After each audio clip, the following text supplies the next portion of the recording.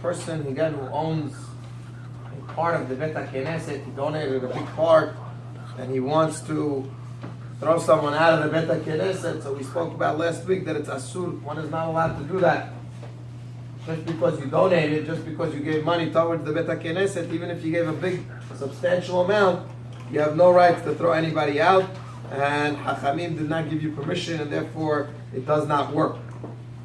However, v'yesh omrim she'im yesh lechol echad ve'echad makom kavua bebet HaKnesset. They have permanent seats in the shul, whether it's bought or it's given, and they have name tags on them. It says in such a case, one is allowed to say, nobody could sit in my seat. That's my seat. And therefore, since it's a permanent seat, one is allowed to do it. He says in such a case, that's not like the case where a person is oseh, you're not allowed to come to my shul, or you're not allowed to come into my place. That would be mutar. So again, if there is permanent seats, one should be careful when coming into the shul not to sit in someone's permanent seat in order not to take away from the next person, because usually people are makpid that you shouldn't sit in their seat, even if he may not be present at the time that you're there, at the time that you come. Usually, and if the kahal knows that this guy doesn't mind, he's not coming today, and whatever it is, then obviously they should just let them know that someone else that could sit in that seat.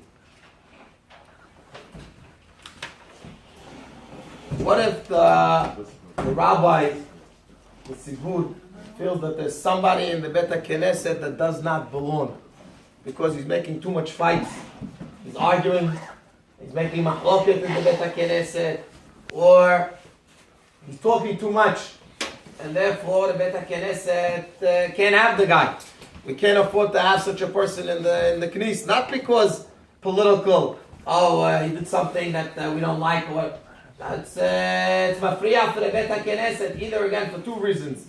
One is he's making mahloket in the Bet HaKnesset, he's making fights between people, or he's talking in the Bet HaKnesset. So halakha says in such a case, even though usually you're not allowed to throw people out, so in such a case, as a committee together, we're not talking about a committee of money, committee where the whole Bet HaKnesset together, they realize that it's a very important cause, that this person should not come to the Bet HaKnesset, as together they should be mitya'et with the hacham, they should go and speak it over with the rabbi, that we have a congregant in our shul, he's making fights, or he's talking too much, and ask the rabbi again advice in such a case.